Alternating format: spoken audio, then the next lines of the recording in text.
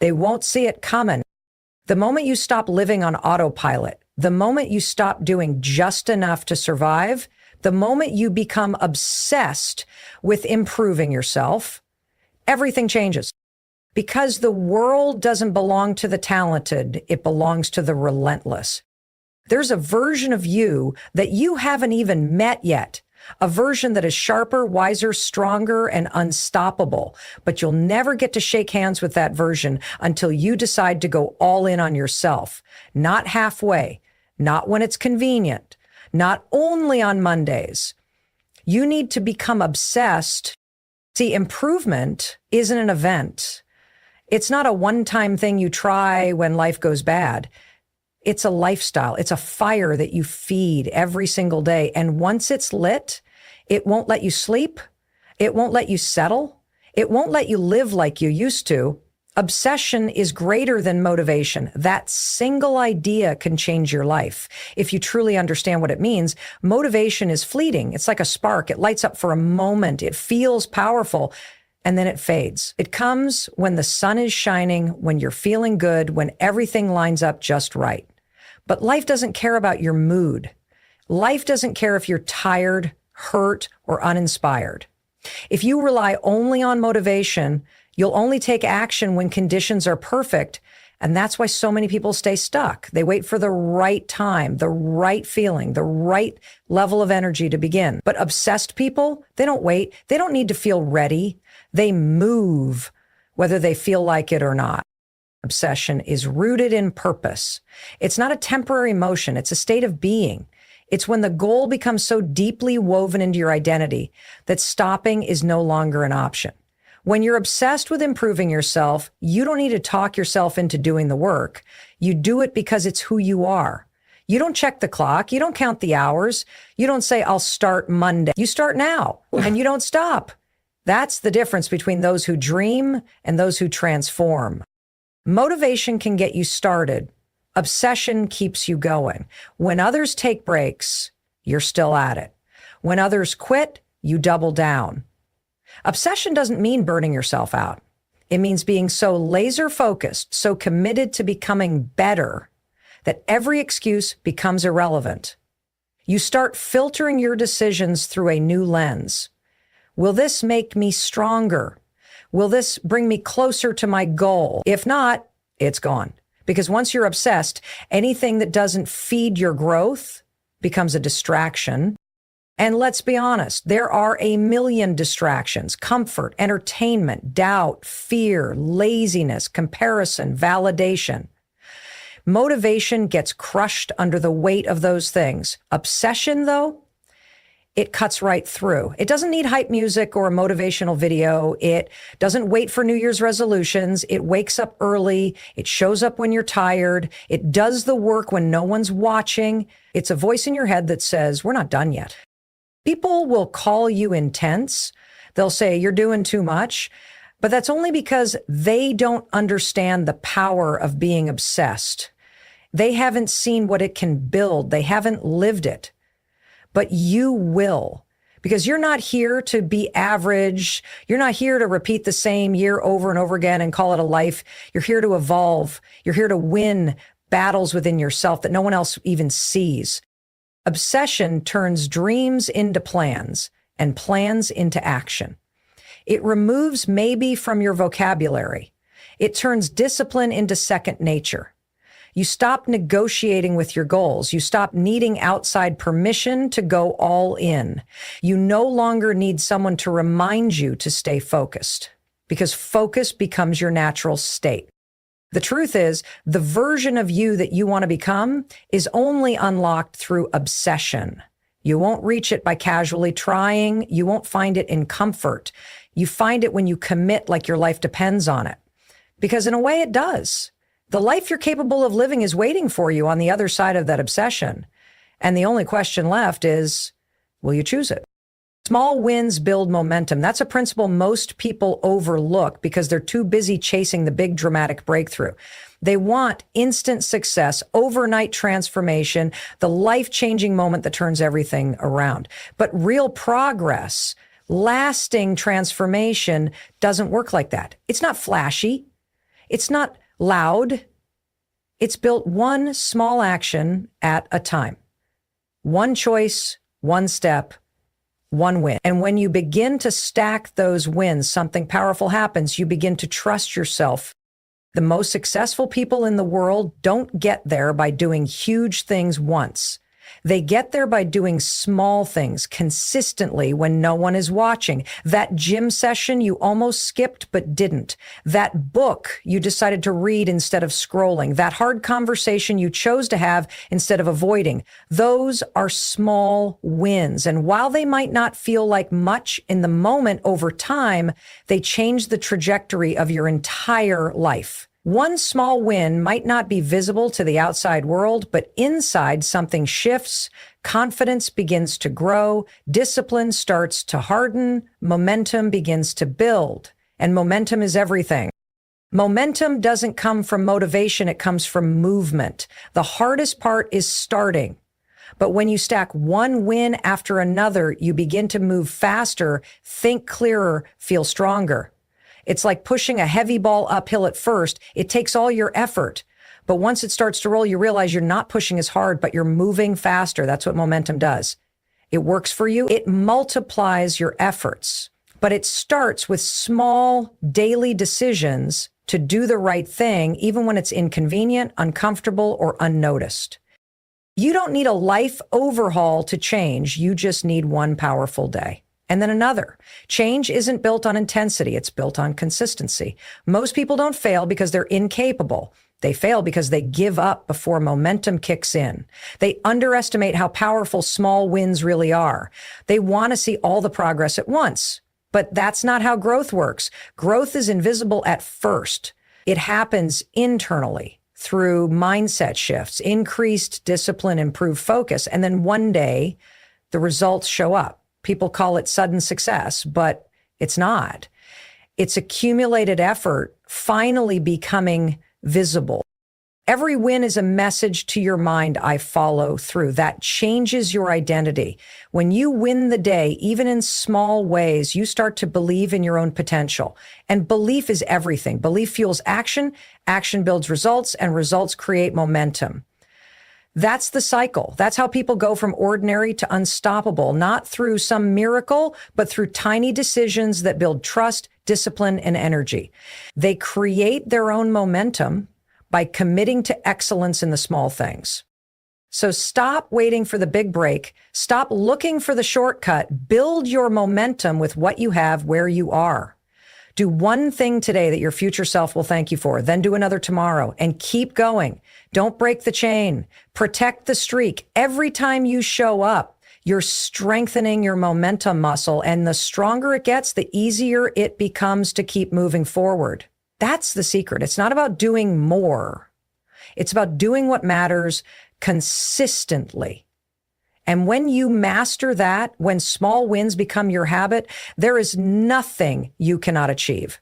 Because by then, you're not just moving, you're unstoppable.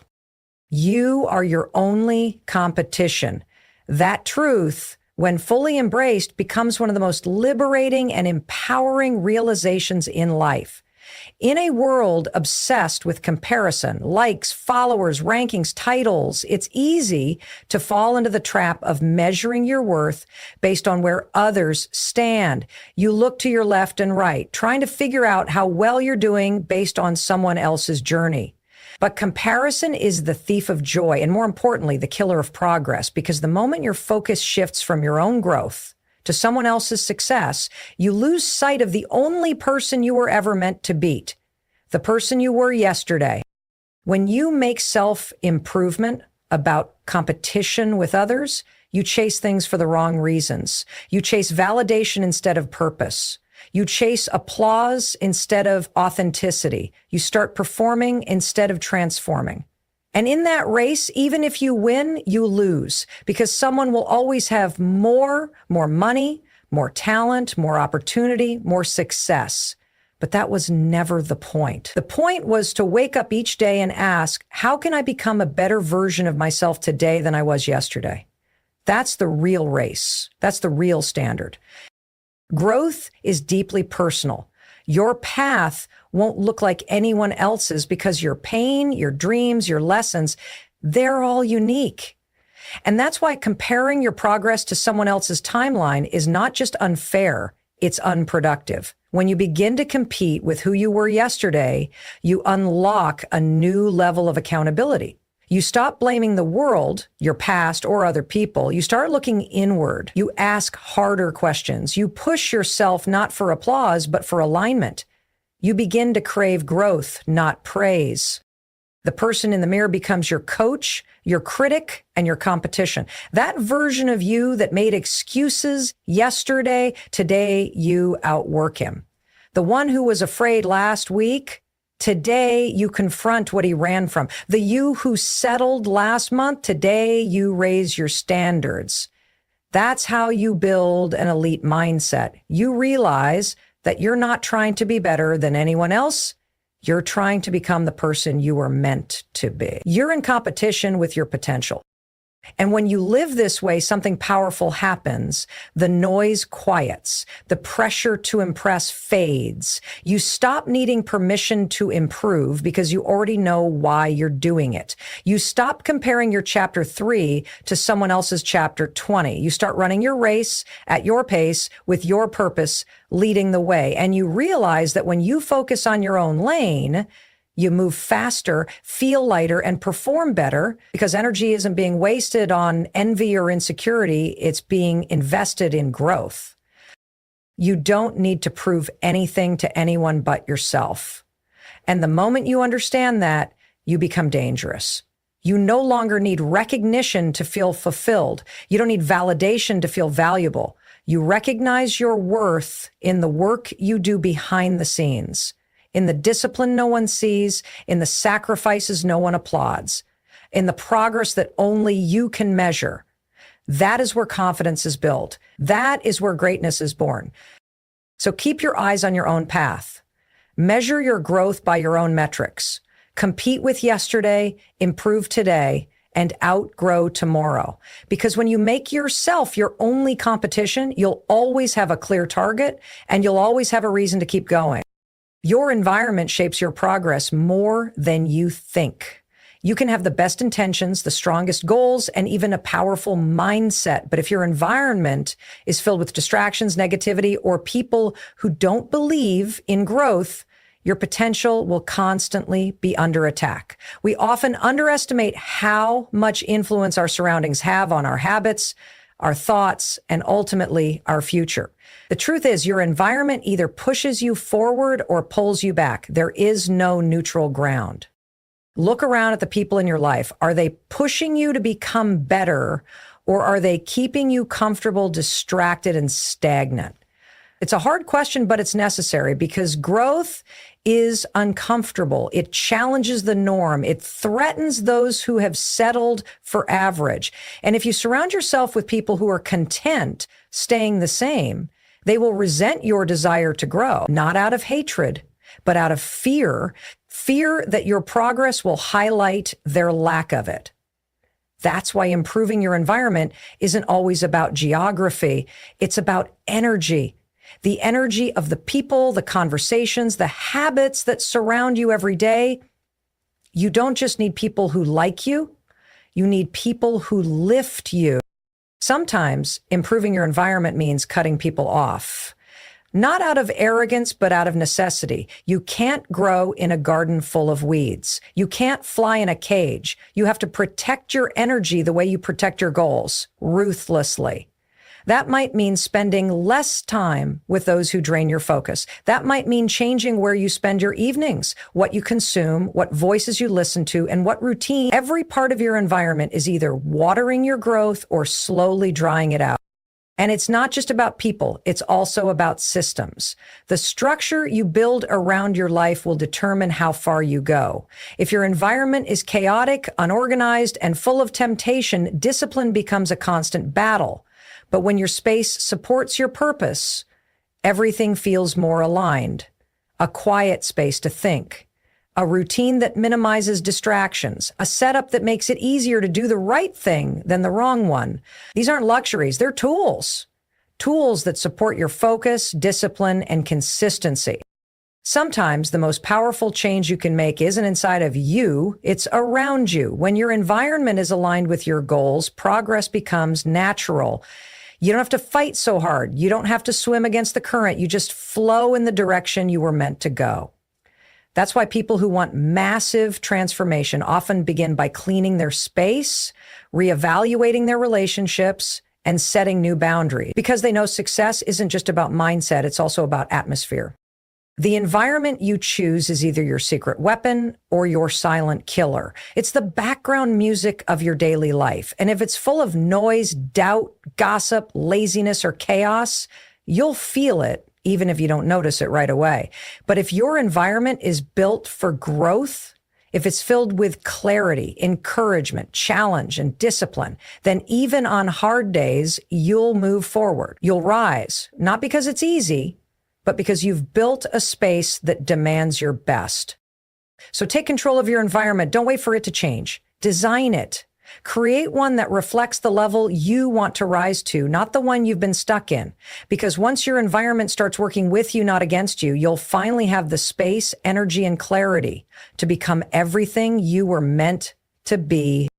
Discipline must become your lifestyle, not just a temporary phase you turn to when you're desperate for change. Motivation comes and goes. It's unreliable. It fades when things get tough, when life gets inconvenient, when the results don't come fast enough. But discipline stays. Discipline doesn't care how you feel. It moves based on decision, not emotion. And once you make discipline your default setting, you stop relying on willpower. You don't have to get hyped up to do what needs to be done. You just do it because it's who you are now.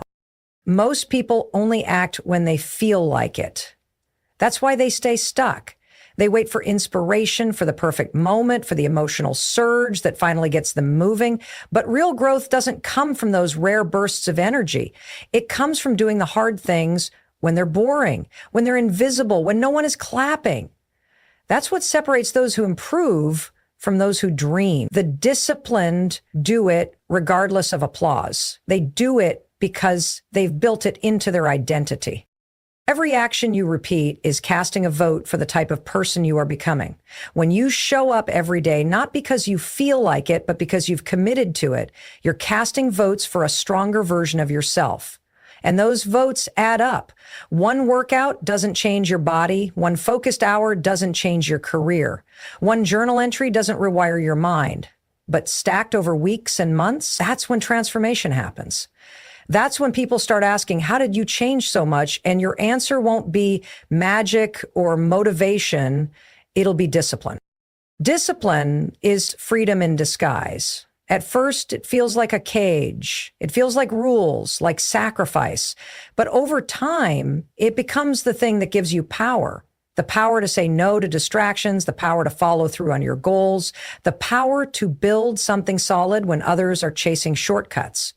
When you live without discipline, your life is reactive. You wake up responding to whatever the world throws at you. But when you live with discipline, you dictate the terms of your day. You control your energy, your time, your focus. There are two kinds of pain in life, the pain of discipline or the pain of regret. One is hard now, the other is hard later. One builds you, the other breaks you.